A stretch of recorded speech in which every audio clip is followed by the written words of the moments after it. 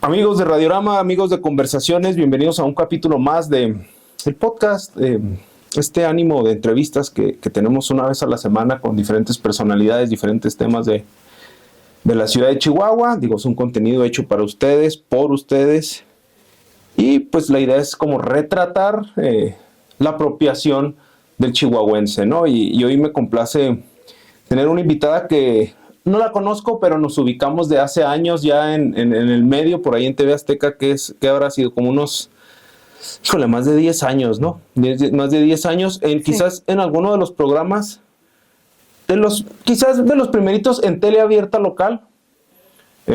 Por ahí era un programa femenino que como que empezaba a tomar vuelo este impulso, pues esto que ya existía, pero que a lo mejor los medios convencionales no lo querían manifestar. Era como extraño, pero localmente me parece que habían empezado primero en cable, por ahí venía el origen. Yo no sé si ella venía del origen del cable o demás. Te fuiste incluyendo, pero pues ahí en televisión abierta se dio. Y realmente el tema me pareció muy interesante porque pues es un tema muy natural, que luego uno dice, a mí no me va a pasar, yo no tengo estas broncas y demás. Y cuando tienes la bronca arriba, pues no sabes cómo dimensionarlo. Y luego dicen, digo, es difícil las convivencias del ser humano. Y luego dicen que cuando te casas, te preguntan que si sabes con quién te estás casando o contrayendo alguna situación, una pareja, y uno dice que sí, pero no es cierto. ¿Saben cuándo se da uno cuenta? Cuando se separa de la persona, a qué nivel te manipula, ¿no? Pero en esta ocasión, pues bueno, ella fue conductora, por ahí una situación la llevó a otra cosa y fue una de las impulsoras de una iniciativa. A lo mejor voy a pecar de ignorancia, pero yo no sé si tú fuiste como la impulsora de inicio, desconozco, de esta iniciativa que ya es ley. ¿Sí, verdad? ¿Ya es ley? No, ya estamos a punto de ya que estamos a punto, bueno. Que no lo veo mal, me parece que es buen, pues es en pro a las nuevas familias, por así decirlo. Yo creo que sin más ni más, yo creo que vamos a presentar a Roberta Gutiérrez. Roberta, ¿cómo estás? Muy bien, muy contenta. Muchas gracias por la invitación. Pues aquí lista para esta entrevista. La verdad es que qué honor. Gracias por pensar en mí. Gracias por invitarme. Pues sí, ha sido un evento desafortunado que me llevó a ser de las impulsoras de la ley vicaria aquí al nivel estado. Uh-huh. Soy la representante del Frente Nacional. Sí. Y pues bueno, ya estamos a punto somos el último estado. Ok. No ha salido aquí en Chihuahua. Por algo somos el último estado. Sí. Lo hemos dicho, de los 12 capítulos que tenemos, sí, la sociedad chihuahuense es bien mocha. Sí. Vamos a ser bien sinceros, después haremos un capítulo recapitulando de de toda la información, y no es grave porque luego el chihuahuense es bien doble moral. Vamos a ser bien sinceros, no está mal, se puede cambiar, podemos evolucionar, pero yo creo que se puede trabajar en ello. Yo creo que más que lo de que te presentas como la impulsora de la ley, yo creo que eres más persona que eso. Es una de tus facetas. Sí, claro. ¿Verdad? Sí, entonces, sí. Por ahí va la cuestión. Me gustaría poner en contexto a la gente dónde naces. Digo, si no quieres decir el año porque luego es conflicto. Digo, y no es de caballeros. No, en lo absoluto. Bueno, no soy de Chihuahua, okay, pero la verdad es que me he criado aquí toda la vida. Uh-huh. Estudié en Monterrey. Okay. Allá estudié y me casé. Uh-huh. Me divorcio cuando mi hija tiene 1 año. Uh-huh. Más o menos, me vengo a vivir para acá. De profesión yo me dediqué a dar talleres y conferencias, de hecho por eso llegué a TV Azteca. Ah, ok, venías como... Yo soy, sí, estudié humanidades, pero, uh-huh, pero ya siendo mamá también estudié psicología, porque me gusta todo el tema de la superación personal, okay, me gusta el tema de el team building y todo esto, okay, toda esta ola que se viene de talleres como para mejorar la calidad de las empresas, sí, la calidad de las escuelas.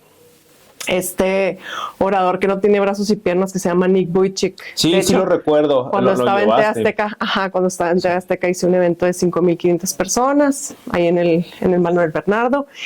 Y también he traído a personajes como Marco Antonio Regil a dar cursos de mejorar tu vida financiera. Y me gusta mucho el activismo. O sea, realmente tengo metida en el activismo político y social desde hace como 10 años. Ok. Entonces, pues fue algo que se fue dando, ahí como el caminito que se fue dando.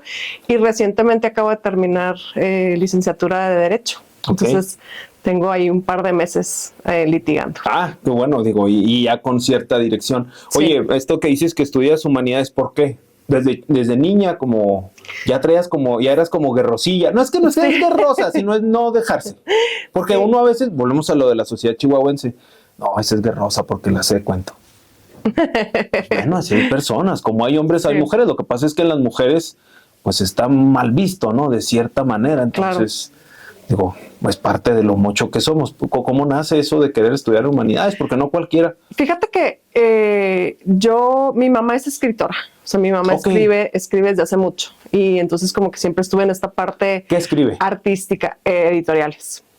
Editoriales, ya escribió un libro con anécdotas familiares.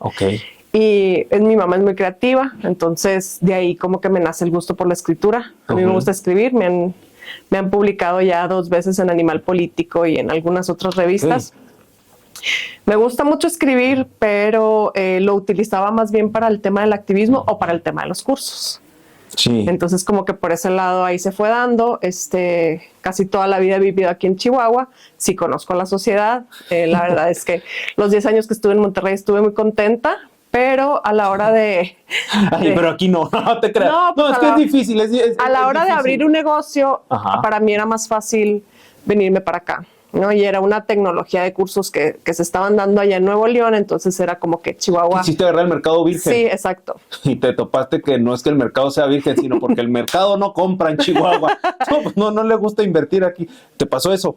Más o menos. No, fíjate que la verdad es que tengo 15 años con un negocio de cursos y de talleres y me ha ido bien, gracias a Dios. Qué bueno, qué bueno. Sí. Entonces de ahí nace la chispa de tu mamá. Tú veías a tu mamá como entrarle al quite. Sí. ¿Tú qué es hija única? ¿Qué número de hija eres? Soy la segunda de 3. De 3. La en medio. Híjole, qué batalloso. No es cierto. Sí, el sándwich siempre es un personaje importante en tema, yo creo que de liderazgo, ¿no?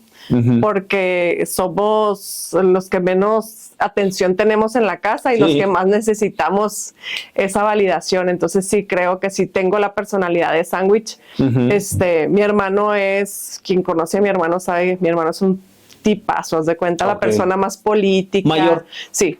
La persona más política, más educada, con los mejores modos. Sí, claro. A mi hermano me dicen amigos de que sería el político perfecto, ¿no? Ok, pues ahí está. Es una persona muy agradable. Tanta falta que hacen políticos honestos. Sí, totalmente. Mi hermano es muy bonita persona, pero las 2 mujeres de la casa somos aguerridas. Mi hermana es 4 años menor que yo y también tiene un carácter fuerte. Y yo creo que también tiene mucho que ver. Mi abuela era gringa, americana. Americana. Y mi abuela se casa con mi abuelo y mi abuela dice que ella era la única mujer aquí en Chihuahua que usaba pantalones y andaba en bicicleta. Entonces, pues mi abuela era un personaje muy alegórico. Ella era muralista. Sí, tienen alma como distinta, como sí. Y más el muralismo es esta crítica social, ¿no? Claro. ¿De qué años estamos hablando de tu abuela aquí en Chihuahua? Mi abuela apenas en pandemia fue que falleció. Pero esto de 91 años, pero que pintaba, pues pintó hasta los últimos años de su vida. Mi abuela pintó, por ejemplo, el mural que está hay uno en Casa Redonda. Hay uno en el restaurante Los Mezquites, que es de revolucionarios. Eso lo pintó mi abuela.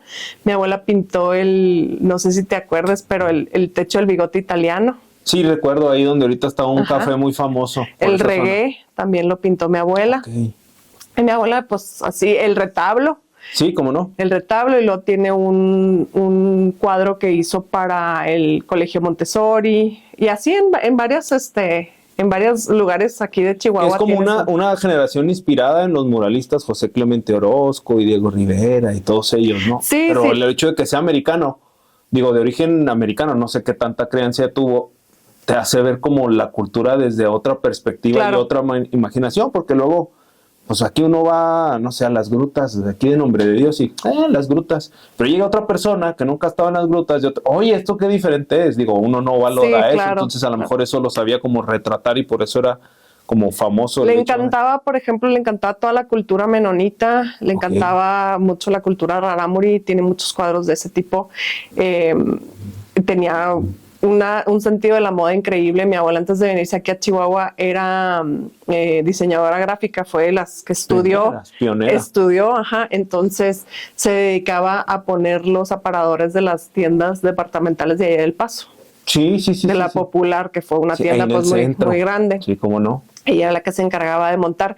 Y tengo los dibujos de mi abuela, son unas cosas preciosas, o sea, son... Joyas. Unas joyas, sí. Sí, claro, que estamos hablando de 60, 50. Sí, más o menos. Sí, mi mamá es del 50. Ese tipo de mi cosas. mamá es del 59 y mi mamá es la hija número 5, entonces mi abuela ya tenía aquí algunos años viviendo. ¿Y el abuelo? Y mi abuelo es de origen español, pero ellos llegaron a Oaxaca. Otra vez. O sea que sí hay como...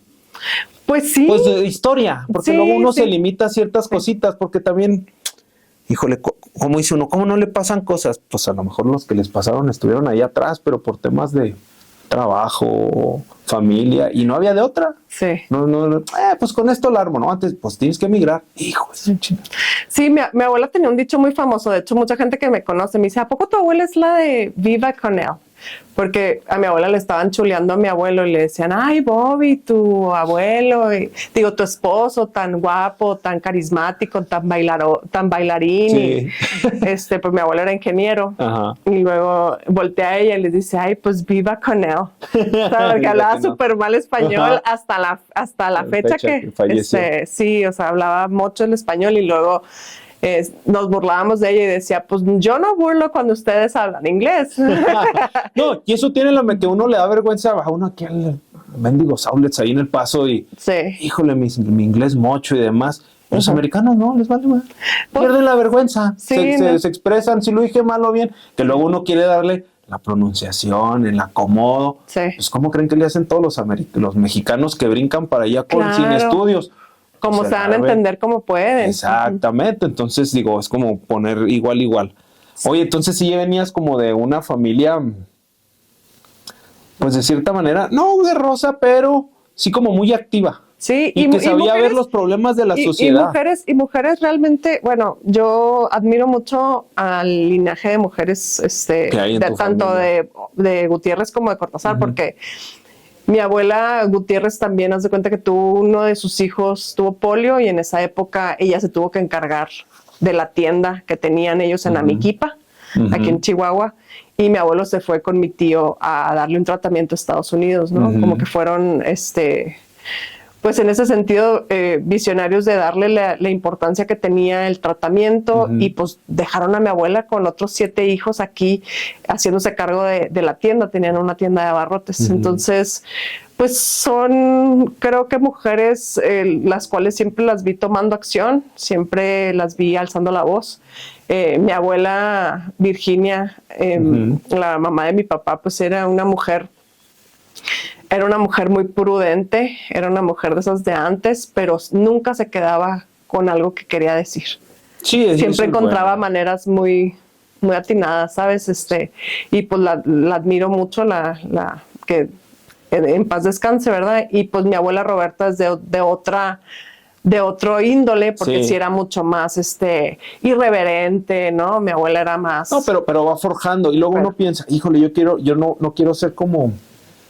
pues el suavecito de la familia, pero no es que ese es el suavecito, sino que va a llegar un momento en que pues la genética aflora en los momentos que debe aflorar, porque si hay gente como que, ay, si hizo esto, yo tengo que hacer esto, pero pues no necesariamente, pero si llega un momento en que algún acontecimiento detona y es donde das ahí el salto cuántico. Exactamente, yo no sabía que era esto, pero ya lo soy, ¿no? Y le tienes que entrar. Oye, entonces, pues ya se veía como una actitud muy, muy social, muy de chavos para adelante. ¿Te casas muy joven o pasa esta situación muy joven? No, no, yo llego a vivir aquí a Chihuahua antes de cumplir 30 años, Ajá. con una niña de casi 2. Ajá. Y O sea, si vives tu plenitud, tu juventud plena, pero fuera un poquito de este activismo social, a lo mejor sí muy aquí en el núcleo familiar y amigos, pero no a proponer una ley, ¿no? O sea, hacer... sí. Sí, haz de cuenta que pues yo me dediqué a mi trabajo, Ok. siempre me ha gustado mucho trabajar, el negocio la verdad es que pues fue bien, desde que empezamos me fue bien. Y luego salieron otro tipo de proyectos como TV Azteca, que fui conductora 2 años, y luego también fui maestra del TEC de Monterrey, o sea, como que me invitaron a ciertas cosas.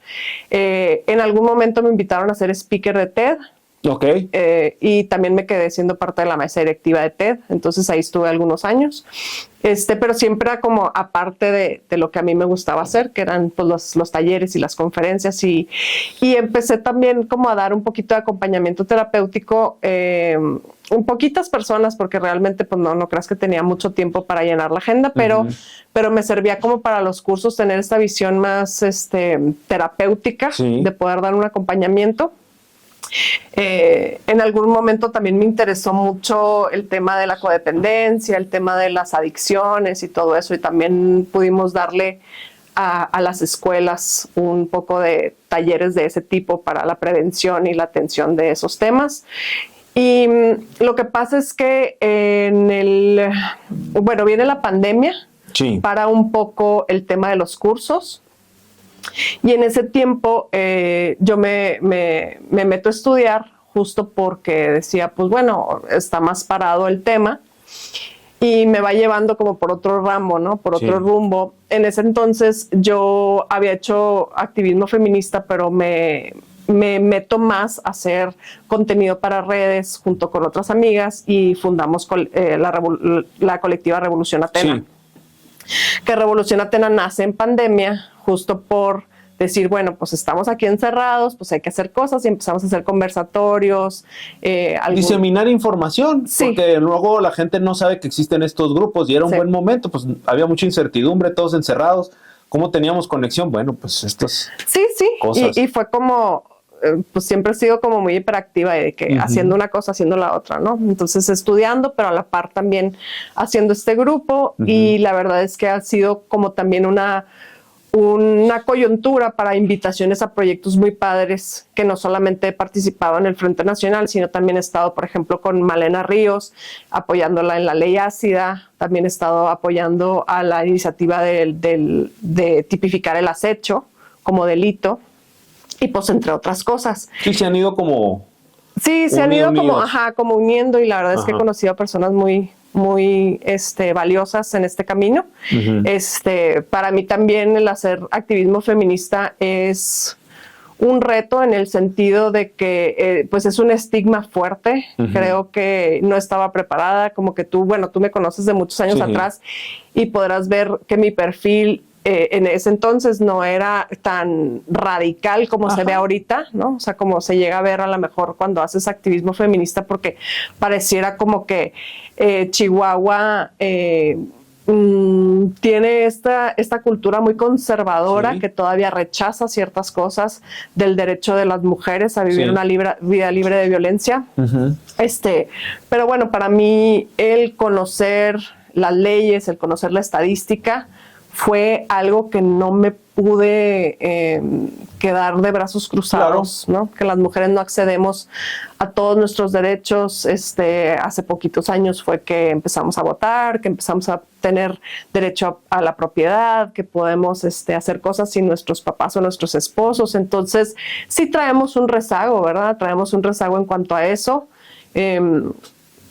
Si ya me conoces acá como en la intimidad, creo que soy bastante tranquila y amorosa, pero sí creo que el perfil que se da público referente a eso, pues es también a veces desde la digna rabia de decir, creo que es muy, muy indignante darte cuenta que la Fiscalía de la Mujer está desbordada de trabajo, que 1 de cada 1000 mujeres llegan a una sentencia resolutoria a su favor, y dices, como 1,000 personas denunciaron y solamente una tuvo una sentencia resolutoria, pues es una estadística muy baja, realmente alarmante. Sí, claro. Entonces, el trabajar con estas mujeres, el caminar con ellas y el ver cómo el sistema nos ha fallado una y otra vez, a veces sí no es este personaje tan político, ¿no? Que yo tenía, pues en algún momento que no me metí a hacer activismo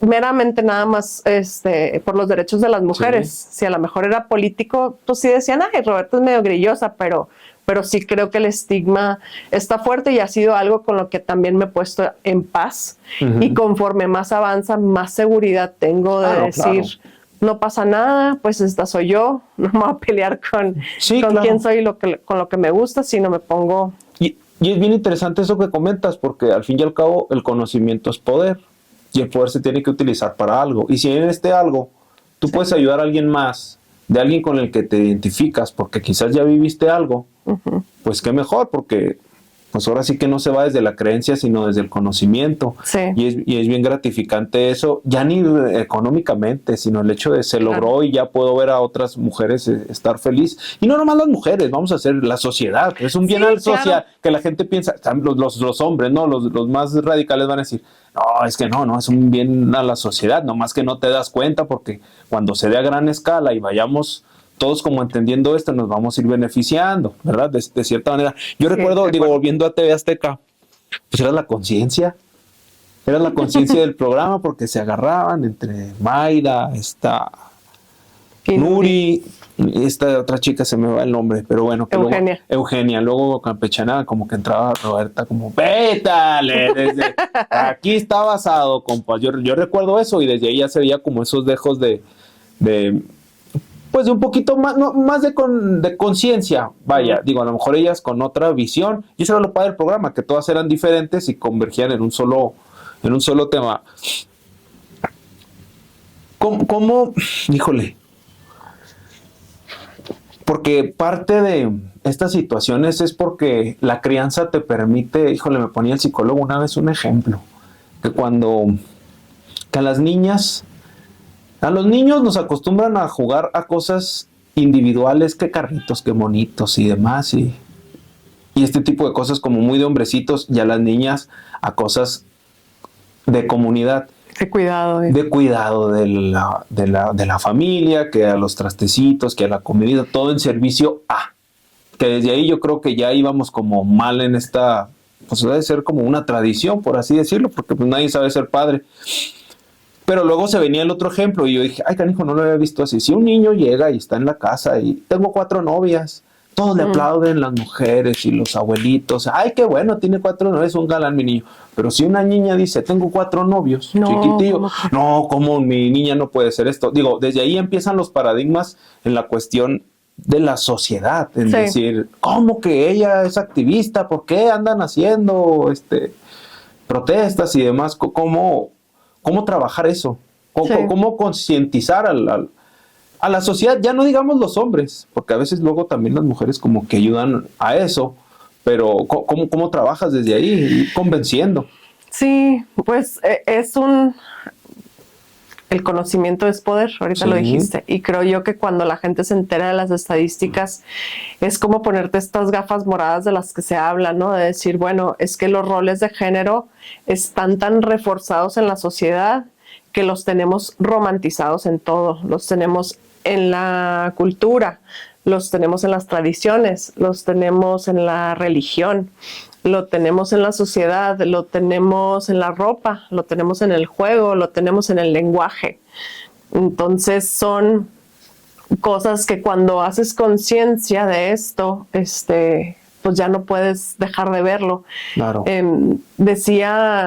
Yo he colaborado en el Centro de Capacitación y de Género, que es un lugar donde la que funda este centro, la visión que ella tenía es darle a las mujeres la libertad financiera para poder salir de las relaciones de violentas, ¿no? Y de poder. Entonces, ella dice que cuando a una mujer le das como un sentido de vida, que pueda tener ella su dinero y todo, es difícil que permanezca en una situación de desventaja.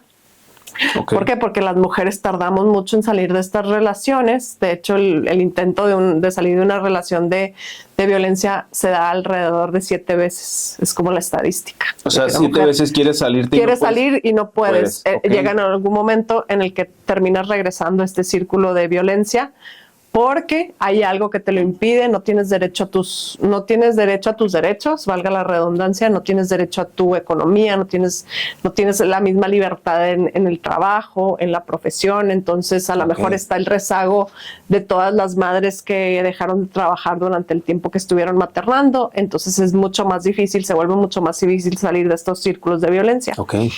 Pero ahí en el Centro de Capacitación y de Género se da estos cursos en donde te hacen consciente de cómo desde el lenguaje la sociedad es machista. Sí. Por ejemplo, héroe, heroína, ¿no? Zorro, zorra.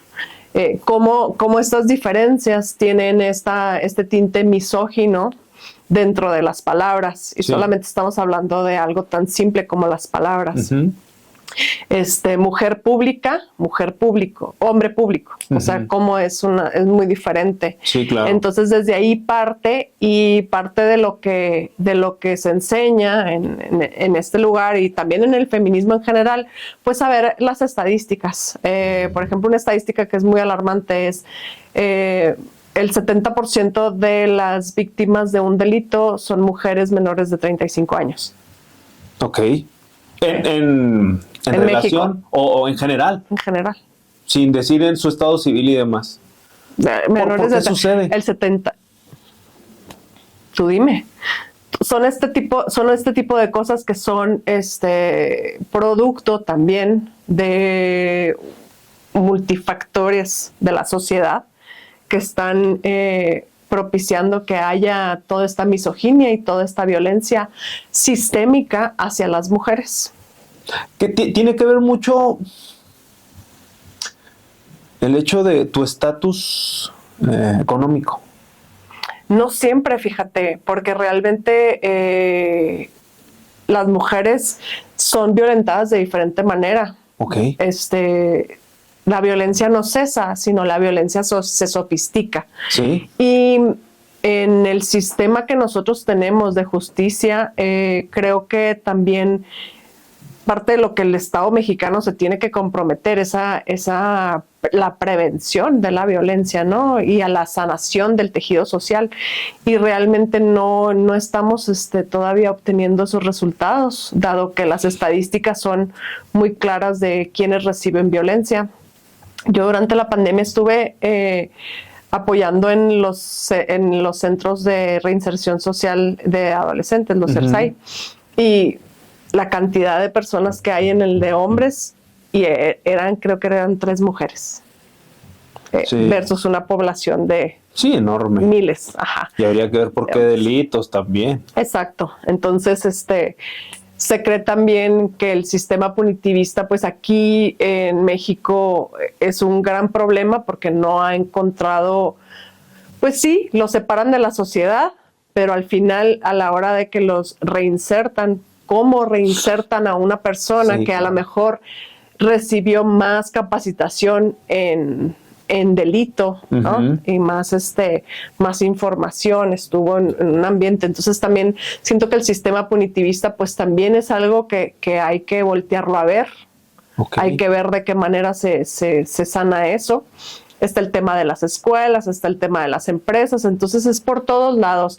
Ahorita una de las cosas que yo creo que me gustaría también impulsar esto, y lo estamos viendo ahí dentro de los espacios feministas que comparto, el decir que el contenido de la machósfera, contenido misógino, uh-huh, en donde refuerza estereotipos de género, en donde refuerza conductas violentas de las relaciones, en donde refuerza métodos de manipulación y de control, creo que debe de ser prohibido, porque como todo asociación terrorista tiene que tratarse de esa manera. Sí, claro. Entonces, ahorita está el caso de este chavito de 15 años, uh-huh, que sale a dar un posicionamiento en redes sociales, que se declara como una persona incel. Es una persona incel, digo. Incel, pues que tienen como esta mentalidad de la que te hablaba, de la machósfera. Ok, ya. Sí, de la machósfera. Y el incel es normalmente un hombre que está en celibato involuntario. Ok. Porque no consigue que las mujeres se relacionen con él. Ok, ya. Y desde esta amargura, de esta situación que no la está decidiendo él, Toma una postura. De odio contra las mujeres. Entonces Wow. este chavalito de 15 años pues sale y mata a 2 de sus maestras que se caracterizaban por a lo mejor ser maestras que igual y retaban su conocimiento o ¿sabes? O se topaba él con algo de incomodidad. Con un conflicto con ellas. Que nomás él lo sabría.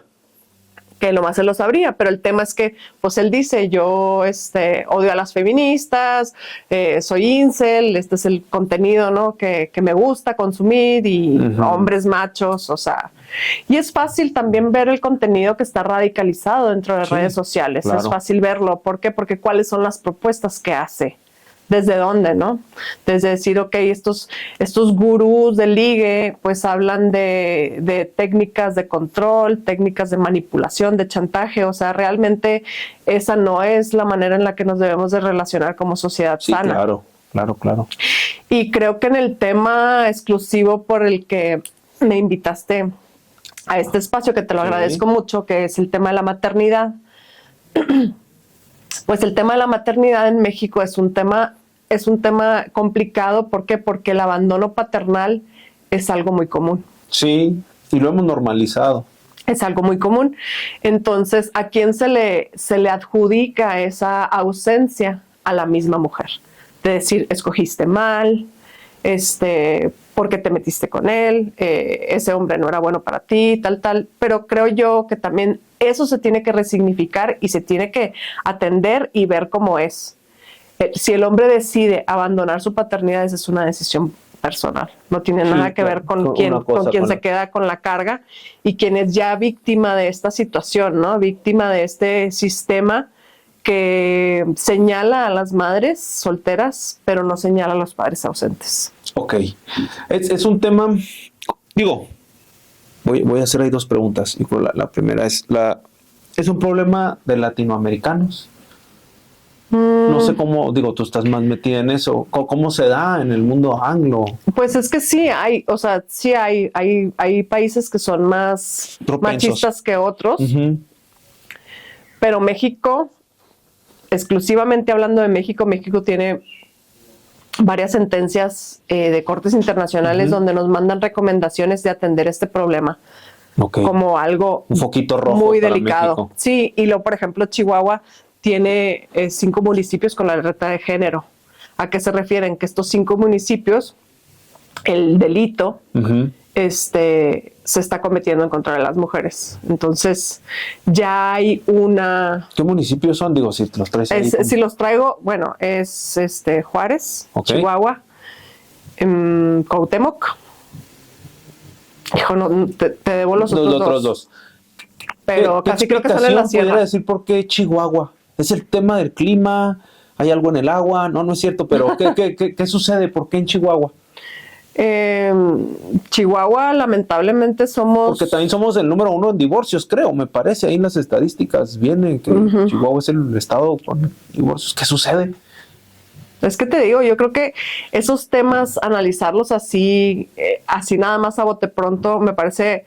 Pues no, sería irresponsable. Sería irresponsable. Sí, pero sí debe haber algo. O sea, hay un indicador que ahí nos dice, ¿qué hubo con esto? ¿Qué onda con esta gente? Pues Chihuahua internacionalmente es conocido por el tema de Juárez. Sí, totalmente. Y en el tema de Juárez, que es una de las sentencias que hay de campo algodonero, que tenemos que prevenir, sanar y pues atender el tema de la violencia de género. Pues creo yo que específicamente ahí, pues debe de haber bastante crimen organizado y aparte de que es frontera, ¿verdad? Que hay mucha migración, que la sociedad que está así como que a lo mejor sin una red de apoyo peligra más de ser víctima del crimen organizado. Digo que en esta cuestión de Juárez, el hecho de que sea población flotante, que sea el puente, a lo mejor para hacer el sueño americano y luego te quedaste ahí, ya te quedaste varado porque no pudiste brincar, porque te adaptaste como quieras y entonces siempre quiero pensar que piensan que están de paso, entonces pues sí es muy difícil ser el trasiego de los Estados Unidos, creo que sí nos pone, pero es curioso porque pues también hay un Tijuana, hay un Laredo. No, y también también en eso seguro hay hay alerta de género. Sí. Seguramente debe de haber en Tijuana y en estas ciudades problemáticas debe de haber alerta de género también. Pues sí. Porque hay mucho consumo, hay mucha trata, hay muchas, pues mucho delito, ¿no? Alrededor del cuerpo de las mujeres. Que luego el americano sí es muy ácido como a este tipo de cuestiones, ¿no? Para X o Y razones de lo que puede haber con la trata y demás. Digo, lo platicamos esto de pues, lo que llaman las muertas de Juárez, ¿no? Sí. Que sigue siendo un caso sin resolver. Digo, debe haber algo ahí. Pues es un caso sin resolver, pero también a la vez creo yo que lo que se ve no se pregunta. Sí, claro, totalmente. Entonces, hay comparsa ahí durante años. Sí, y pues es muy lamentable que Chihuahua, teniendo tantas cosas hermosas de su gente, de sus tradiciones, de la sierra, que seamos esta noticia internacional por este tema, ¿verdad? Sí. Y pues sí, y Chihuahua también, o sea, Chihuahua, por esta alerta de género existe el CEJU. Sí, claro que sí, el Centro a Mujeres, sí, aquí de Justicia. Una vez al mes tenemos emisión de un programa con ellas, bien, y ofrecen los servicios y demás. Hablando ya precisamente de Chihuahua, ¿qué pasa con los rarámuris? ¿También se da? ¿Qué? Este tipo es más marcado. La violencia. Sí, de género. O sea, pues sí, ellos tienen otras tradiciones y tienen otros temas, pero también sigue siendo una cultura que es machista. ¿Lo tipifica la ley igual? En el tema del feminicidio. Sí, claro. todo. Lo que pasa es que, bueno, dentro de los delitos hay agravantes. Ok. Dentro de los delitos hay agravantes y también, pues los agravantes ahora sí que cada situación es digna de analizarse y ver de qué manera fue este delito, pero pues lo alarmante es justo esto, o sea, que exista tanta violencia, que tenga que haber todo un abanico para decir, vamos a, ¿sabes? A ver dónde lo coloco. A ver dónde coloco esto. ¿Por qué? Porque pues el ser grupo vulnerable es un agravante, el ser rarámuri es un grupo vulnerable, el ser mujer es otro grupo vulnerable, el ser de la comunidad, de la diversidad es otro grupo vulnerable. Entonces ahí se van enumerando los agravantes que puede haber, pero también existe que la justicia es difícil de acceder, claro, muy difícil de acceder cuando no tienes capital. Sí, claro. Cuando no tienes dinero, ¿verdad? Entonces, supuestamente tenemos derecho a tener una defensa, y tener un proceso con esta presunción de inocencia o con estos miles de protocolos que tenemos que tener para que sean a favor de tus derechos humanos. Pero ¿cuántos derechos se atropellan en el diario a travesar de la búsqueda de la justicia? Entonces ese es pues, un gran reto para Chihuahua. Es un gran reto para Chihuahua porque seguimos estando en un estado muy, muy machista, que el tema machista no solamente lo propagan los hombres, sino también lo propagamos las mismas mujeres.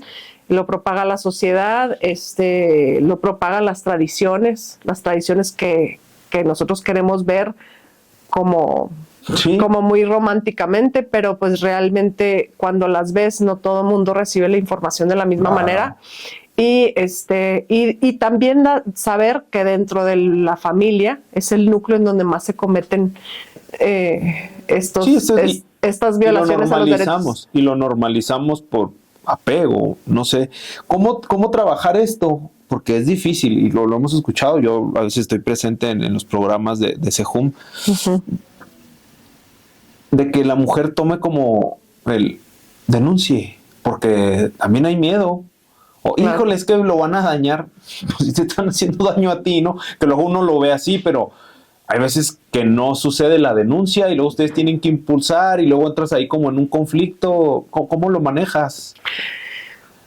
Porque seamos realistas, si el día de hoy todas las carpetas las integraran y las judicializaran, el sistema colapsa. Okay. Entonces realmente no hay, seguimos viviendo en este sistema que viene con un tortuguismo impresionante. Uh-huh. El recurso se da para todo menos para el personal, entonces también necesitamos más personal. Sí se necesitan fortalecer las leyes, es como de todos lados, se cuenta que se está cayendo el edificio y por acá hay una gotera y por acá hay... Sí, que haciendo apagar fueguitos, pero no apagas el incendio. Sí, exacto, entonces creo yo que faltan muchas cosas por hacer. Se tendría que bajar más recursos, se tendría que hacer instituciones que no tuvieran tanta rotación de personal, porque también eso es una de las cosas que luego un ministerio público puede tener hasta 1,000 carpetas que atender. Sí, claro. Y dices, pues ¿cómo? ¿Cómo 1,000 carpetas? Y luego adelántame este tema y échalo para atrás y porque le están metiendo más lana o porque es un familiar. Exacto. Es difícil luego... digo, vulgarmente hablando, querer componer el mundo, pero pues yo creo que poco a poco y como tú lo comentas, creo que necesitamos la conciencia, pero desde la crianza.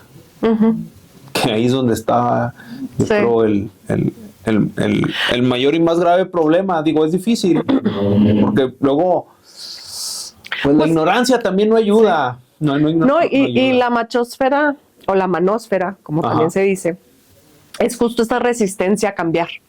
Sí pasa, y más en los hombres, ¿no? Sí, o sea, que viene el decir, las mujeres quieren salir a trabajar, quieren producir, quieren su libertad, quieren que las traten bien, quieren que no las maten, pero de todos modos está esta romantización de estos roles y el decir siempre el hombre es el que manda, entonces somete, ¿no?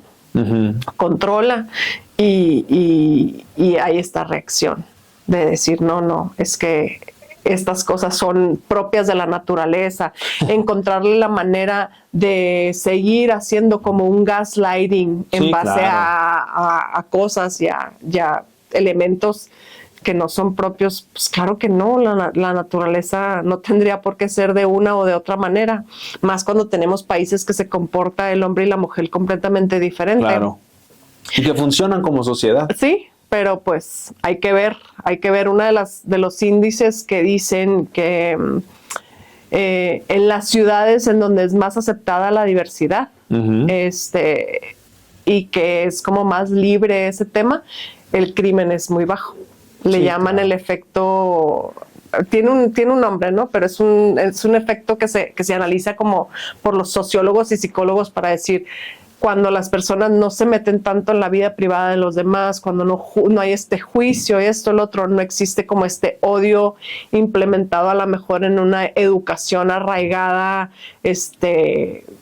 ya sabes, pues con misoginia. Sí, claro. Y eso te hace que te relaciones con las personas con más libertad y que no haya tantos delitos y tantas cosas. Entonces, no sé, me gusta esa analogía porque son meramente matemáticas, ¿verdad? Sí, claro. Entonces en México pues sí nos hace falta. Nos hace falta mucho. México tiene muchas riquezas, pero también ha sido un país que ha albergado mucho discurso de odio, mucha discriminación, y también eso pues no. Sí, está popularmente, ¿no? Canciones y demás. Claro. Lo van fomentando y que luego nos es risible, pero pues no debería darnos risa, ¿no? De cierta manera. Y así es como la sociedad se comporta. Oye, ya entrando en materia, la ley vicaria, ¿de qué se trata para quien no la conozca? Porque luego también, es esto, digo, volvemos a la misma, misoginia, el hombre no queriendo entender y demás. ¿Cómo está un poquito el...? Pues mira, el tema de la violencia vicaria es un tema de acción-reacción. Sí. El tema de que a la mujer ha sido sistemáticamente violentada en la sociedad, pues es un tema que viene por varios frentes, pero a la hora que se empieza a atender esta situación como jurídicamente y legalmente, que ya no es tan fácil que tú abandones, que ya se vuelve más accesible a lo mejor el tema de una pensión, que ya se socializa como que es un derecho no solamente de la mamá, sino también del hijo.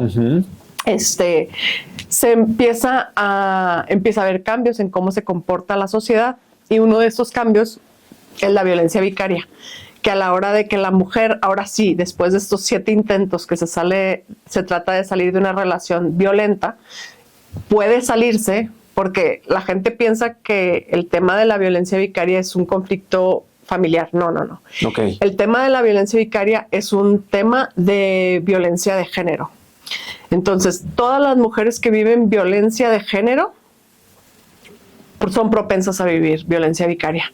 Okay. Porque a la hora de que se salen de la relación en donde fueron violentadas y donde batallaron para salirse de aquí, económica, patrimonial, sexual, emocional, física, de la manera que sea, se salen y la violencia continúa a través de los hijos. Sí. Entonces, ¿cómo se da? Pues se da con esta hipervigilancia. ¿Y qué hace tu mamá?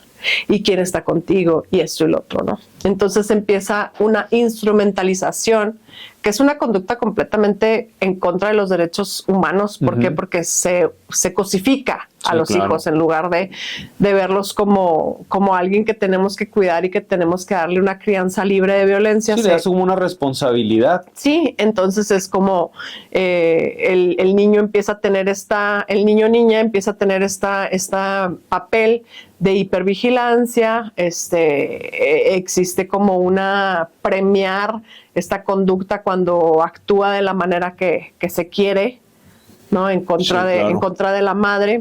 Entonces, ¿qué es lo que ha pasado? Pues ha existido esta retención de los hijos, las sustracciones también. Sí. Y cómo se ha podido lograr la violencia vicaria en México también a través de las instituciones. O sea, haz de cuenta que a través de los juzgados, de llegar y decir, quiero la guardia y custodia, porque ya se divorció de mí y ahora nomás le tengo que estar pagando pensión, y existe como esta parte como de mucho odio de decir, ¿cómo le estoy dando dinero si ya no está conmigo, si ya no tengo este derecho sobre ella, ¿no? Entonces, la sustracción es común dentro de la violencia vicaria, y poder pedir ahora sí dinero a las mamás que las dejan sin la posibilidad de maternar.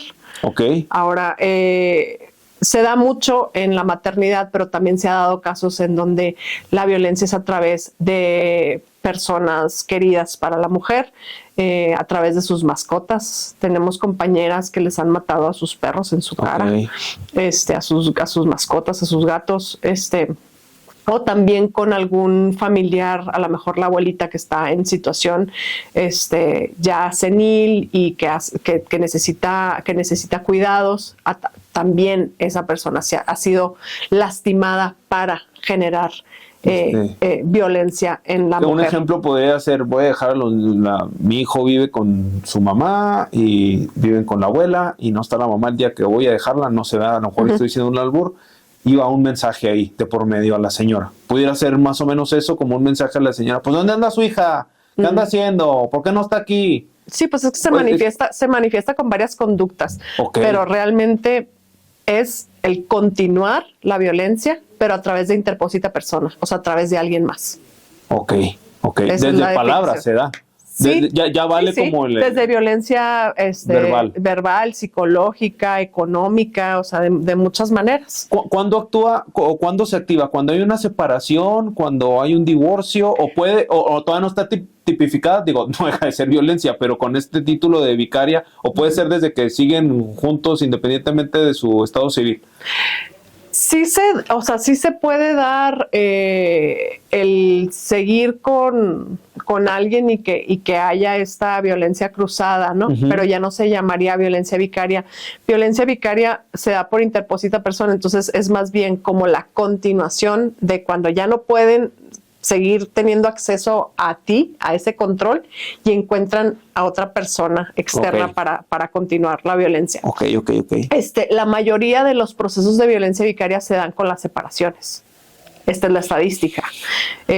Cuando tú dices una de estas dos cosas, es cuando la violencia vicaria se dispara. o cuando te separas porque ya no puedes más, ya no quieres continuar en la relación, o cuando vas a cobrar alimentos, cuando vas a pedir pensión.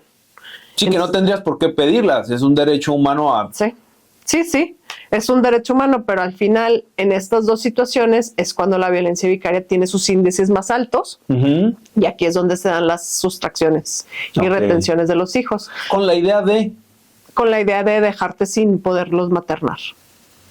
Que tú te vas, pero tus hijos aquí se quedan. Siempre hay una amenaza antes. Sí, claro. Siempre hay una amenaza, ¿no? O sea, si tú te vas sola, te vas sin los hijos. Y si tú te vas, no te voy a dar un peso porque te los voy a quitar, ¿no? Por ahí va por el lado económico a veces. A veces. Y tú me tendrías que dar dinero a mí en caso de que... Sí, hay muchas de las compañeras que están ahorita privadas de su maternidad que están pagando una pensión. La estadística se va sobre cierto sector de la población como muy segmentado. Se creía en algún momento antes, bueno, también vamos a partir desde que el censo del Frente Nacional es únicamente de 6,000 mujeres. Y nosotros hemos visto cómo se comporta en base a este censo de 6,000 mujeres y 11,000. Ajá, en México. Que de los comprobables y denunciables. Sí. A ver. No, debe de haber muchísimos miles más. Sí, debe de haber muchísimos más. Pero el tema es que es de quien tenemos recopilada información.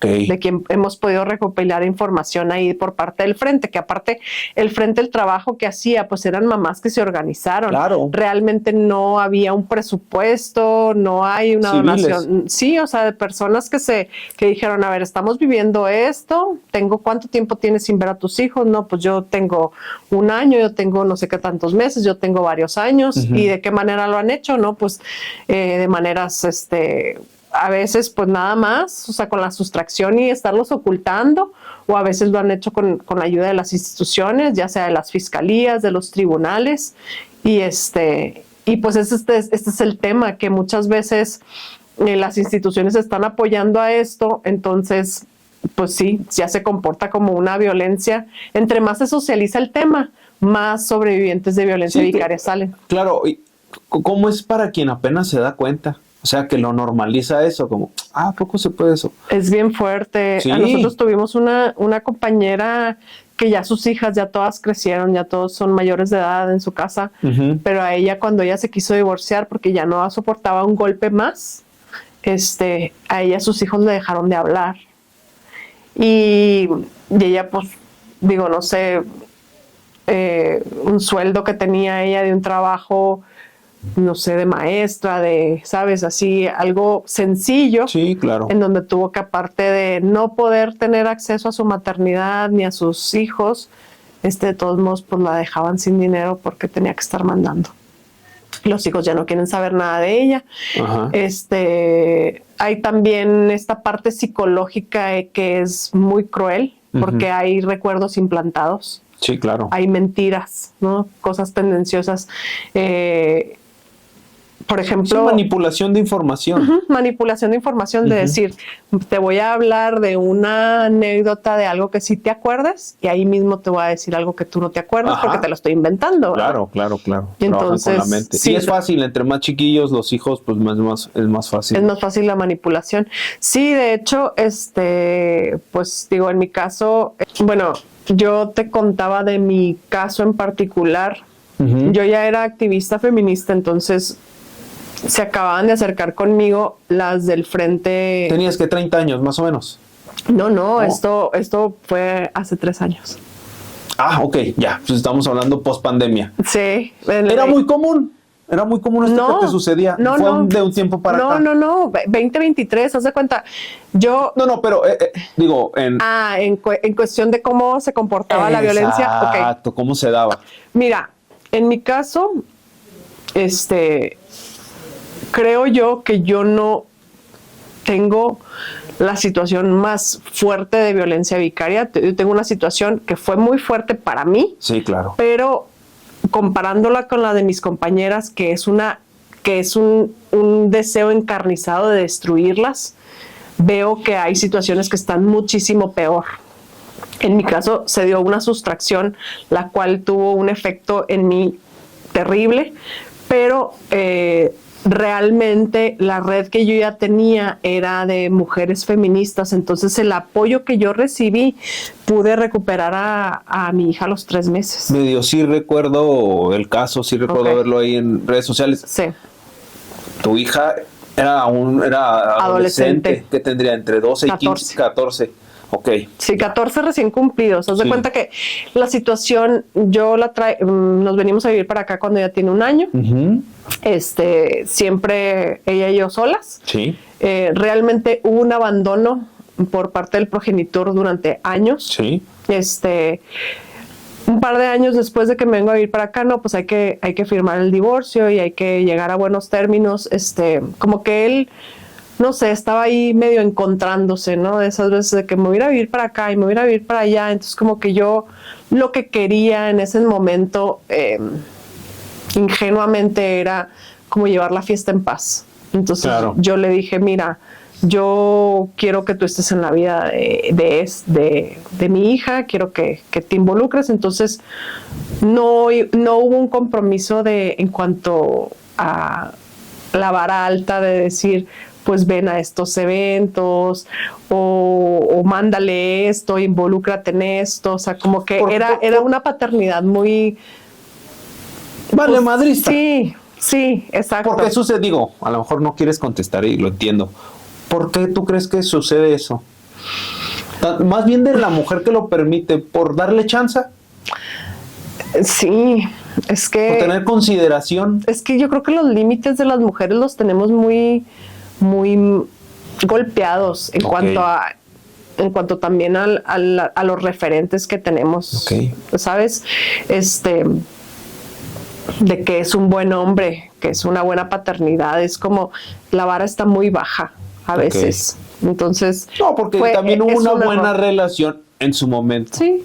Claro. Sí. Piensas que conoces a alguien, lo que decíamos al inicio, ¿no? Sí. No conoces a alguien hasta que ya estás separado de él. No, y realmente, pues, o sea, él y yo llevamos la fiesta en paz muchos años. Ajá. Él tuvo una pareja de muchos años, de la cual yo siempre le tengo cariño y me parece una chava muy, muy linda, que todavía a la fecha mi hija, pues de repente ahí se manda un mensajito con ella, porque fue una pareja que él tuvo muchos años. Pero cuando él termina con esta pareja de años, como que él no tenía un proyecto de vida sólido, creo, y empezó a darle mucha atención a mi hija, que estaba en pandemia y adolescente, recién, bueno, saliendo de pandemia, pero bien adolescente y en una situación vulnerable para ella. Entonces, haz de cuenta que todos sus 13 años, sus 12, 13 años fueron de mucha atención. De decir, vámonos acá de viaje, vente a un concierto, déjame te compro la ropa que quieras. Recuperar el tiempo. Sí, recuperar el tiempo.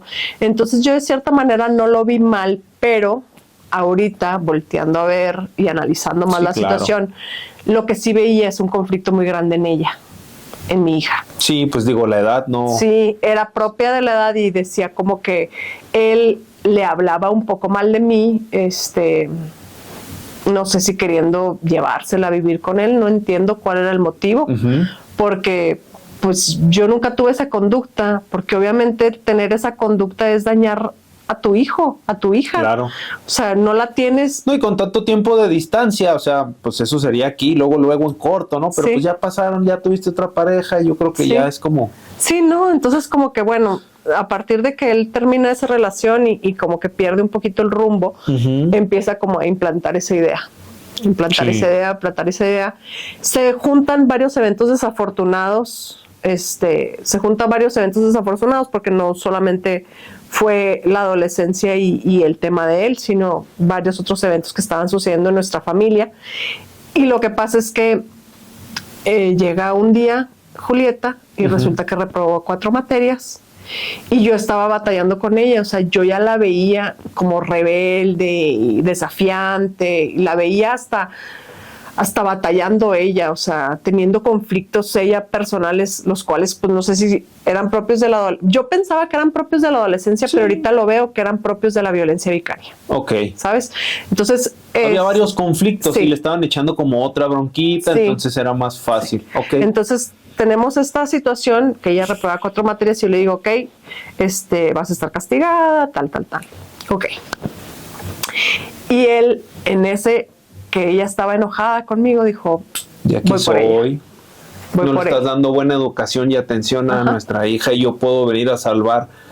Que a lo mejor, no sé, ¿verdad? Tú lo vas a saber y luego no estás tampoco para decirlo. Que a lo mejor él pensó que pudiera hacer eso. No lo estoy justificando, no lo sabemos. Él sabrá qué traía en su cabeza. Yo no lo sé malo qué fue pensó. El acto, no el pensamiento. Yo no fue sé qué pensó, porque sí, realmente yo, para nosotras dos, fue algo... No, horrible. Horrible. Claro. De hecho, tardó ella en regresar aproximadamente 3 meses. Después de que regresa tenía una bola de temas emocionales, físicos, médicos que tuve que atender y fue un proceso largo y difícil de atravesar.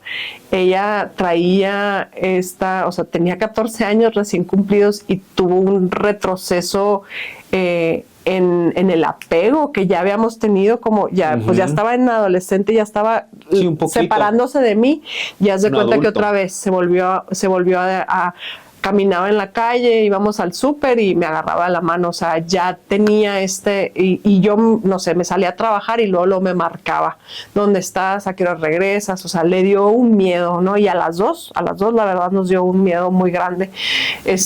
Yo de las cosas que me enfrenté es que yo no sabía que era tan fácil que con ayuda de las autoridades pudiera haber una sustracción de este tipo.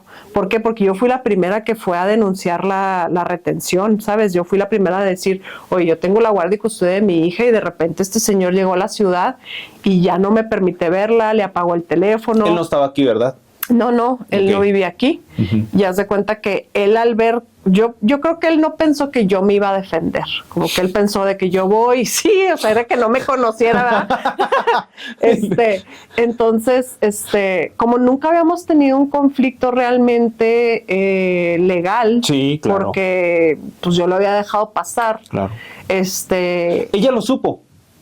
¿Cómo? Esta situación. ¿Cuál? La sustracción, ella se dio cuenta, oye, ¿qué onda? Siento que para ella fue un poco a poco darse cuenta de qué era lo que él estaba planeando y poco a poco ya no poderse retractar porque ya estaba más metida que qué. Entonces fue muy duro. Fue muy duro para ella, fue súper duro para ella porque ella, pues al final, siempre criada conmigo, en mi casa, siempre tenía su comida calientita, yo la llevaba, le hacía planes. 13 años no se compensan con 3 meses. No. Y haz de cuenta que pues nadie le preparaba comida, nadie se daba cuenta si ella hacía o no su tarea o veía o no a sus compañeros o, ¿sabes? Tenía una actividad en la tarde, o sea, se la pasaba rodeada de adultos que tenían paranoia, que cada vez le cerraban más las puertas. Ella se cuenta que, pues obviamente sus amigas, las que han crecido con ella toda la vida, pues también la buscaban y él poco a poco les fue cerrando las puertas porque veía que eran un peligro para saber dónde la estaba escondiendo. Claro. Entonces, pues ella regresa y ¿regresa bajo la orden judicial? ¿Con una orden judicial? Sí, yo ¿Y a él la sustraen con violencia o él tiene que ceder o...? No, haz de cuenta. Sin entrar en detalles. No, mira, el tema es que yo me tengo que ir a Jalisco por ella y yo voy con una orden judicial. Cuando a mí me dan la orden judicial, me la dan por medio de tribunales familiares. Llego y fue un proceso largo porque todavía tuve que esperar a que mi exhorto cayera en un tribunal allá, que asignaran, que me tocara una autoridad, que me dijeran para cuándo me daban fecha. Entonces fueron días de nada más estar esperando, de levantarme en la mañana. Eso. Sí, de levantarme en la mañana, irme a tribunales y luego aparte no me lo quería topar porque yo decía, si me lo topo, se va a dar cuenta. Todo entró como al litigio. No. Ah, ok, no. Él no entró ok. al litigio. Él hace cuenta que hizo una triquiñuela que hacen muchos agresores, que es como denunciarte supuestamente por violencia familiar, que es en el internet en el que les da tiempo, nada más que a diferencia, por eso te digo que no es tan encarnizado como los demás, a diferencia de los demás que lo meten a tribunales familiares, él hasta flojo fue. Entonces él no mete el proceso en tribunales porque pues a él su paternidad nunca le había incomodado nada, nada. Sí, claro, ¿sabes? no sabía. Ajá, entonces haz de cuenta que pues él dijo, pues me la llevo de la ciudad, total, la otra no va a hacer nada. Yo no sé qué pensó, pero pues bueno, ya yo agarro un exhorto y voy por ella. Cuando voy por ella me tengo que esperar varios días y te digo que era una paranoia de topárnoslos. Pues al final Puerto Vallarta es una ciudad chica. Sí, claro. Era una paranoia de topárnoslos, tuvimos que ir a donde la estaba llevando a la escuela porque yo puse una queja en el DIF de que la había sacado de la escuela y no la estaba llevando. Entonces él dijo, pues la tengo que inscribir en una escuela. Él vivía en México en ese entonces, pero al ver que yo estaba pues pidiendo que checaran dónde estaba mi hija y por qué no la estaban llevando a la escuela, por qué le estaban violentando todos sus derechos, él la tiene que escribir en una escuela y se le hace más fácil, en lugar de irse a México, que es donde él estaba viviendo, irse a Jalisco, que aquí tenía una novia. Ok. ¿Sabes? Ya. Entonces yo siento que a lo mejor una nueva vida. Ajá, una nueva novia, y yo creo que él pensó que pues le iban a echar la mano ahí con la crianza, que también eso fue súper duro para ella porque pues ella no estaba acostumbrada a estar lidiando pues ni siquiera con él, ahora menos con la novia, ¿no? Ni la familia de la novia, entonces pues para ella, imagínate. Al final, cuando me dan a mí la restitución y ya se ordena el ir a cumplir con la diligencia, fue una diligencia muy pesada porque al principio cuando entra la jueza y habla con ella, la niña está muy tranquila y dice, pues ya vino mi mamá por mí, o sea, ya tranquila. El tema fue que llega este señor antes de que se la lleve y la puso. Haz de cuenta que los agresores echan a los hijos por delante, como para que peleen la batalla que ellos... Sí, no puedo, que ya está perdida. Sí, ajá. Entonces haz de cuenta que a ella entra en un estado de crisis porque le está diciendo, te van a llevar. Sí, un conflicto, pues quiero a mi papá, pero también quiero a mi mamá. Ajá. Y es bien fácil que los Entonces la jueza le empezaba a decir, oye, pero es que tu papá fue a la ciudad y de la manera en la que te llevó, pues estuvo mal y todo esto. Y ella así de que no me voy. Y él diciendo, pues si se la quieren llevar, que se la lleven al DIF. O sea, este tipo de cosas que yo digo, ¿cómo las aventaba así tan fácil? Porque aparte nadie de su familia ni de mi familia vivía allá. O sea, si a mi hija se la llevaba el DIF, ¿quién iba a ir a recogerla? Sí, claro. O sea, yo tenía que hablar a mi mamá para que mi mamá desde donde estuviera viniera a la ciudad. O sea, ¿sí entiendes? Que sí, una irresponsabilidad súper grande con las emociones y la salud mental de mi hija, realmente. Claro. Entonces, lo que pasa es que eventualmente llega, Jalisco es... desafortunadamente es un lugar donde hay mucha red de trata de menores. Entonces la capacitación que tienen las unidades de policías allá es excelente. Okay. En el sentido de que hay mucha sustracción. Sí, hay mucha sustracción de menores, entonces se hace cuenta que llega la policía y una policía mujer, que la verdad no, o sea, un angelote, se acerca con ella y le dice, a ver, señor, usted por favor retírese, señor, retírese. Y él así de que no la quería soltar, retírese. Y cuando la separa, empieza a hablar con mi hija y le dice, oye, no, pues es que esto y pues yo sé que estás asustada, pero imagínate tu mamá. ¿Tú no estabas viendo eso? Yo estaba de lejos, no. Ok. O sea, haz de cuenta que estabas a la distancia. Sí, yo estaba a la distancia porque haz de cuenta son momentos bien difíciles. Horrible, no, fue horrible. Es el peor día de mi vida, el peor día de mi vida. Iba yo con un amigo, iba con mi abogada. Y ellos sí estaban ahí. Yo estuve como más retirada, porque yo realmente, o sea, nomás de las cosas que decía el señor, me enojaba cada vez más, claro. ¿No? Entonces, sí, pues me tuvieron así. Y cuando empieza a hablar con esta policía, la niña dice, sí, ya me quiero ir con mi mamá. O sea, ella dice, sí, ya me quiero ir con mi mamá, se sube al carro. Y ya haz de cuenta que nos subimos al carro los cuatro. Yo me solté llorando. Claro. le pedí a la policía le pedí a todos los oficiales que si me podían escoltar, porque en algún proceso de esta restitución me echaron a la Guardia Nacional diciendo que yo me quería robar a una niña. Entonces fue muy traumático ver que llegaran 2 gancitos llenos de elementos, y luego ya que se dieran cuenta Roberta que trajera el ejército atrás, ¿verdad? O sea, sí. Y luego cosas incongruentes de la ley. No, y me dice la abogada de aquí de Chihuahua, la licenciada Rosa María Sainz, que también es un angelote, hablando con ella por teléfono, nos dice: no, regrésense, tú traes una orden judicial, no tienes por qué tener miedo, porque ya nos habíamos ido de la escuela. No, y a ver qué represalias, porque no sabes. Sí, cuando vimos que llegaron la Guardia Nacional, pues nos asustamos. Entonces, no, regrésense, y nos regresamos, y ahí fue que llegó esta oficial. Entonces ya pasó todo esto que te comentaba, y ya se sube ya al carro. Cuando llegamos a Guadalajara, yo me quedo con una de las fundadoras del Frente, Lizy Celis. Ahí nos quedamos a dormir y ya al día siguiente nos venimos para Chihuahua, pero yo me llevé mi carro por cuestiones de logística, quería traer carro, porque no sabía cuándo nos íbamos a regresar y todo eso. Le andaron aquí y allá. Sí, y aparte que realmente me quedé muchísimos más días de los que yo pensaba, por esto que nos asignaran un juzgado y todo esto. Entonces, pues ya llegando aquí, ella venía con varias situaciones. Él le retiró un medicamento que no le debía haber retirado, que era un medicamento que se retiraba gradualmente. Entonces traíamos esa situación que teníamos que atenderlo con su doctora. Y luego le dimos, fuimos a terapia con la terapeuta que tenía ella antes. Fuimos con la dentista, porque ella se cuenta que cuando pasa la sustracción ya le iban a quitar los brackets del tratamiento.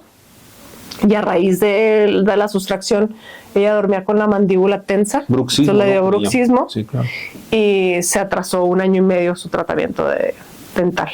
Entonces fueron toda esta serie de cosas que mermaron su salud integral. La llevé a una escucha a tribunales, porque también, como él decía que yo era lo peor de lo peor. ¿Él comenzó un proceso o dejó todo por la paz? No, dejó todo, él aventó todo. Lo que pasa es que lo que él había hecho antes de irse de aquí, pues tuvo consecuencias que tuvimos que atender nosotros, ¿no? Entonces yo tuve que ir a esa escucha posteriormente fue jalada por la fiscalía para el proceso que él había dejado ahí inconcluso. Yo también tuve que integrar la carpeta de sustracción y llevar a la mejor amiga de Julieta, a llevar a la persona una de las personas de nuestro círculo así muy cercano, a decir, pues a entrevistarse y ser testigo de lo que estaba diciendo en mi contra, que era mentira. Para ella fue súper fuerte, porque al final ella no sabía, porque ella, después de haber mentido, yo no estaba enojada con ella. O sea, claro.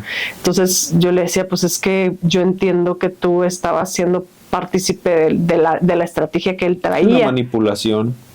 Entonces, pues no, para nosotros sí fue pues una situación que tuvimos que atender, y que a la fecha todavía tenemos detonadores, ¿no? El otro día, pues yo ya llevo algunos procesos y todo, y el hecho de andar en estos lugares, el otro día me dijo mi hija: traigo el nudo aquí en la garganta, quiero llorar. Y bueno, pues hablando que ahorita ya está a punto de ser mayor de edad. Sí, claro. Pero aún así, pues cargamos con los estragos de esto. Y a raíz de este evento, ¿tú allá conoces la ley? No, ¿Cómo dices: ay, espérate, esto es común, o qué onda? Vamos a ver cómo actuamos aquí. Haz de cuenta que yo, a raíz de Revolución Atena, me acerco. Bueno, antes de Revolución Atena te digo que yo hacía activismo feminista, pero a raíz de Revolución Atena estaba muy, muy conectada con la mayoría de las colectivas que existen aquí en la ciudad. Y una de las que se acerca con nosotras ese año, el 2023, fue el Frente Nacional. Entonces eran poquitas mamás, eran a lo mejor unas 4 o 5. que estaban viviendo una situación y que sabían que lo que estaban viviendo era violencia vicaria. Entonces se acerca conmigo Luisa Camacho, que es una maestra de la ESFER, que también vivió una retención más o menos en la misma época que yo. Okay. Y ella se acerca conmigo y me dice, oye, queremos participar en el 8M este año. Y yo, sí, claro que sí, súmense. Y es una de las colectivas que se suman a marchar con nosotras ese año, el 2023, el 8 de marzo. Entonces yo conozco el Frente Nacional el 8 de marzo y mi sustracción fue el 25. Ok. Entonces yo me acerco con Luis y le digo, estoy viviendo esto. Y luego me dan como los primeros auxilios de las mujeres que viven esto, que es bien diferente a las que se enteran a los 4 meses, a los 8 meses de lo que están viviendo. Yo me entero, yo ya sabía que tenía nombre. Ok, ya. Entonces me acerco con ella. Mismo tipo de operación. La situación, o sea, hay como, no es que no es un crimen, pero hay como un cierto actuar, un patrón. Sí, hay un patrón, sí hay un patrón y hay unos primeros auxilios que la verdad es que hemos tratado también de que sea una información que se comparta, porque cuando alguien te amenaza que te va a quitar a tus hijos, créele. Ok. Créele. Yeah. Y a mí también él había hecho esa amenaza. Okay. Él me hizo esa amenaza. Entonces, pues bueno, me acerco con ellas, me acerco con la licenciada Rosa María Sáenz, con otra licenciada que estaba colaborando con ella, y ellas son las que empiezan a ayudarme, empiezan a armar la estrategia para poder apoyarme. Entonces, yo durante mucho tiempo tuve la restitución, no más que por estrategia y por cuidado tuve que esperar que se cayera los 60 días de la orden de restricción que él, como una triquiñuela me puso. Sí, claro. Entonces, para que no se fuera a caer la restitución, yo me tuve que esperar. Pero ese tiempo también fue bien feo porque... Es eterno, ¿no? Horrible, horrible. No podía dormir bien. Una de mis mejores amigas vino aquí a la ciudad para acompañarme y cuidarme, y mis amigas fueron una bendición. Al rato también mi hermano mayor es también una súper bendición. Mi hermano no vive aquí en esta ciudad, pero mi hermano y mi cuñada la verdad es que son una red bien fuerte. Y pues me acompañaron durante este tiempo, pero yo no podía decirle absolutamente a nadie que iba a tener una restitución. Okay. No le puedo decir a nadie. ¿Por qué? Porque se caen. Estas cosas se caen. Sí, claro. Se van de la ciudad, se cambia de escuela, hacen cosas extrañas que tienen. Para que tú no puedas llevar a cabo esta restitución. Entonces, no le dije a nadie, pero este amigo mío, él vivió muchos años en Guadalajara y conoce súper bien las carreteras. Entonces, tenemos una relación cercana y bonita, y hablé con él y le dije, oye, ¿no me quieres acompañar? Pues él me acompañó junto con la abogada. Okay. La abogada andaba haciendo cosas en Ciudad de México, entonces ya nada más ella voló allá al alcanzarnos a Puerto Vallarta. Que para todo eso, ahorita lo estamos platicando como un caso, por así decirlo, de éxito de cierta manera, ¿verdad? Porque pues fue a favor la resolución, pero se necesita capital, recurso económico, porque no es barato, ¿no? Nada más para que sepas, dentro del frente somos alrededor de 6,000 mamás, 11,000 infancias y adolescencias, o sea, 11,000 hijos, y se han recuperado alrededor de 100. Entonces yo soy de esa estadística mínima. Sí, claro. Súper mínima, que pudo recuperar. La mayoría no. Sí. No recupera y batalla hasta para tener visitas.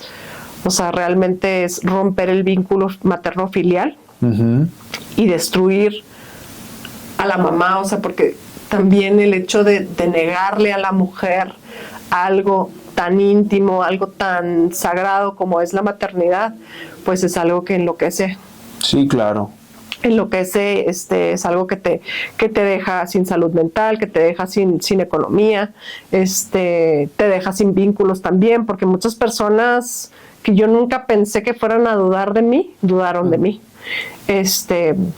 Y sí es algo bien estigmatizante. Entonces me parece también el índice de suicidios dentro de las mujeres que viven violencia vicaria es alto. Y de los hijos también es alto. Claro. Entonces sí es algo que se tiene que atender y que se tiene que ya ponerle nombre, socializar y todo, claro. ¿verdad? ¿En qué proceso está? Entras tú como, órale, tenemos que tomar aquí, digo, conforme haya más casos, pues es como más fácil el hecho de decir, órale, vamos a presentarlo como iniciativa de ley. Sí, haz de cuenta que cuando yo me pasa lo que me pasa y me empiezo a mover en redes y empieza a tener difusión el tema, entonces Luisa Camacho, esta mamá que te digo que fue la que se acercó con nosotros para la marcha, fue la que me decía, pues métete tú, y yo, yo soy feminista más de otro tipo, y yo no. Porque el Frente tiene varias cosas que la verdad me parecen muy valiosas, muy valiosas, pero sí es bajo una diplomacia muy particular el abrirse los espacios y el diálogo es desde esa diplomacia siempre, ¿no? Entonces yo pues creo que yo sí estoy en un feminismo en el que todo es válido. El feminismo es pues sí, a lo mejor desde la más rabia, ¿no? Pero creo que el trabajo del Frente ha sido justo tan puntual y tan grande porque lo han conseguido desde este diálogo, desde esta estadística de decir, o sea, esto es lo que está pasando. Están dejando a las mujeres sin el derecho a maternar y lo están haciendo con las instituciones. Entonces, es súper importante que se legisle este tema y pues todas las manifestaciones siempre son así de diálogo y de estadística, que me parece que ha sido parte de por qué las puertas se le abren al Frente, ¿verdad? Que en otros casos no son esas las técnicas, que está bien.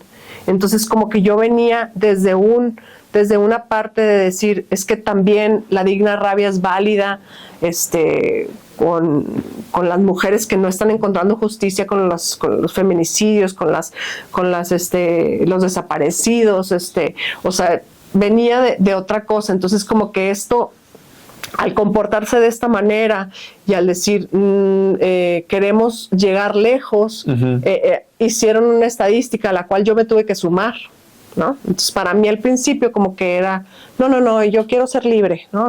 Antes de esta situación. Ajá, sí, yo quiero ser libre, yo les ayudo, pero yo quiero ser libre. De atrasito. Entonces cuando empiezo a ver lo difícil que es que recuperen la relación con los hijos, cuando empiezo a ver todo eso, en algún momento dije, ok, va, sí, yo me meto de representante, porque aparte veía que las mamás, aparte de que estaban batallando con los procesos tan interminables que son tribunales, fiscalías, visitas supervisadas, y atender tu salud mental, ir al trabajo, las que tenían otros hijos que no estaban sustraídos, o sea, veía que estaban muy abrumadas y yo decía, pues es que si yo ya recuperé a mi hija, también quiero tener este compromiso con valorar el trabajo que se hace y que han hecho todas estas mujeres que vienen desde antes y que es un trampolín para yo estar en esta situación de privilegio, ¿verdad? De ventaja. Entonces,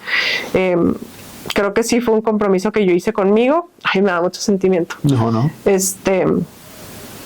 Pero es porque también las veo que para ellas el simple hecho de levantarse a trabajar o de continuar con su vida es algo que les cuesta muchísimo trabajo. Claro. Entonces, esa ha sido mi frustración estos 3 años de decir, yo quiero que ellas recuperen lo que yo sí pude recuperar.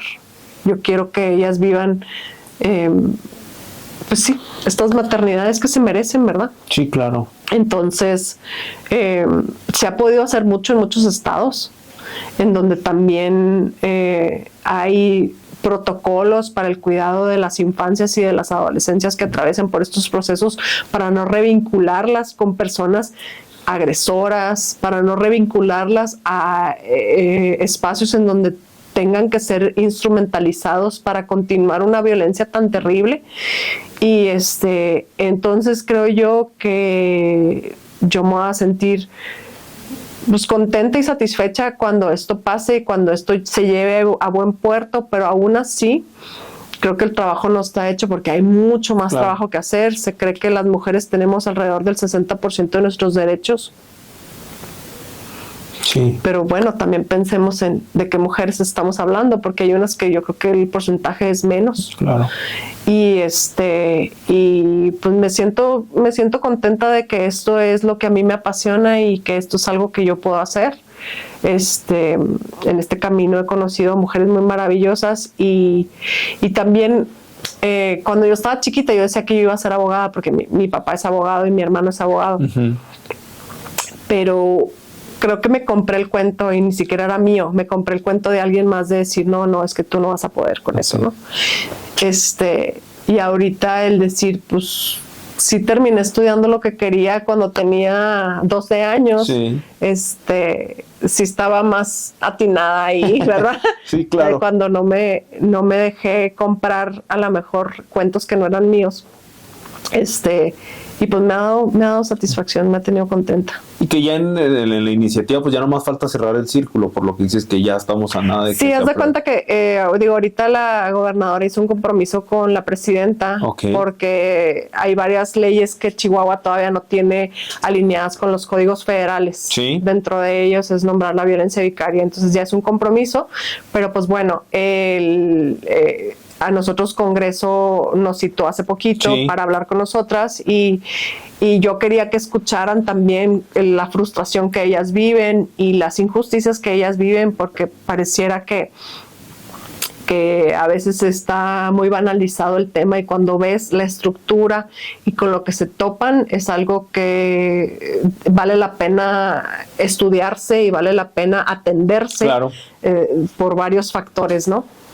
Una de las cosas que nos decían ahí los diputados que tenían la idea es de poderle dar una parte a la fiscalía que sea meramente para estos casos, que a mí se me haría muy bien, porque bueno, pues ya habría recurso para poder atender las retenciones y las sustracciones de manera específica, y también saber que las mujeres seguimos siendo la estadística de quienes estamos haciendo el cuidado, y por consecuente no es una ley que viola el derecho de que las leyes son para todos, porque como las que estamos haciendo la labor de cuidado somos las mujeres a quien se tiene que proteger, somos las mujeres porque también somos las que estamos recibiendo la violencia de la sociedad. Entonces es un tema que la Suprema Corte de Justicia ya resolvió y dijo, no se viola ningún derecho el hacerlo meramente para las mujeres. Oye, ya para cerrar, ¿recomendaciones para detectar este tipo de situaciones? Cuando tú, en la situación en la que te encuentres, haya la amenaza de que te van a quitar a tus hijos, créeles. Y acércate a la información que puedas encontrar sobre violencia vicaria y si no tomes esas amenazas a juego. Yo creo que tener el valor para actuar. Sí, para actuar. Y dejar la evidencia, ¿no? O sea, muchas veces puedes dejar la evidencia en una llamada al 911, puedes dejar la evidencia en una denuncia, puedes dejar la evidencia en preguntarle a alguien que esté a tu alrededor y que se conozca el tema, pero si no tomar esta amenaza a la ligera. Oye, algo que quieras comentar, que ya para cerrar No, pues muchísimas gracias por la invitación y pues sigamos poniendo todos los temas de los derechos humanos sobre la mesa porque son importantes. ¿Redes? Que te contacten a ti y a los frentes, ¿no? Sí, pues yo estoy en el Frente Nacional contra la Violencia Vicaria o en Revolución Atena, cualquiera de esas dos colectivas. Tanto en Instagram y Facebook. ¿Tienen página de internet? No. Bueno, hay que escribir. Ahí en Instagram y Facebook. Oye, yo para cerrar, tengo un hijo, pasa una situación difícil, y un día le decía, lo iba a dejar con su mamá, ¿no? Ya me había tocado como el tiempo de haberlo cuidado, y le digo, yo hubiera preferido, porque no sé qué situación pasó, creo el 14 de febrero, y como que no quiero dejar a mi mamá sola, y le tocaba como el cuidado a mí, y yo lo sentía como, se me puso como chiva, ¿no? Yo también vengo de mis papás están separados, ¿no? Y ya estaba yo un poco mayor cuando sucedió, y le digo, quédate. No, papá, pero te vas a quedar solo. No, le digo, quédate. Le dice, no, pero pues también son tus días, que me toca que esté yo contigo. Y le digo yo, mira, yo ya fui tú. Y te voy a ser bien sincero, le digo. Yo hubiera preferido 1000 veces quedarme con mi mamá que con mi papá. Al escuchar eso, ahí nos vemos, vienes por mí mañana. Pero hubo una satisfacción de los dos, y yo creo que ahorita, como lo vamos a hacer el programa en esta semana del Día de la Madre, creo que un amor de una madre no se compara, independientemente de la situación. Sí, los hijos siempre recalamos a ese calor de hogar, ¿verdad? A ese lugar de refugio que son las madres. Entonces, qué bonito que compartas esto. Te agradezco que compartas esto, porque necesitamos paternidades que estén conscientes de eso. Sí, claro. Y creo que eso también es parte del proceso de seguir hablando de esos temas, de poner sobre la mesa lo importante que es la maternidad, y pues sí, qué honesto y qué bonito. Te lo aplaudo y gracias por compartirme esto. No, y a ti, pues digo, de cierta manera, esa información bien valiosa, y pues agradecerte que te hayas abierto, ¿no? Porque luego sí entra uno como otra vez le dicen que revictimizarse, pero pues de cierta manera es soltar algo o platicar algo en beneficio y pro a quien nos está viendo. Y también para uno es terapéutico. Sí, pues resignificar la historia, ¿verdad? Sí, gracias por tu tiempo, y pues ahí sigan los episodios. Sale. Gracias, Roberta. Gracias.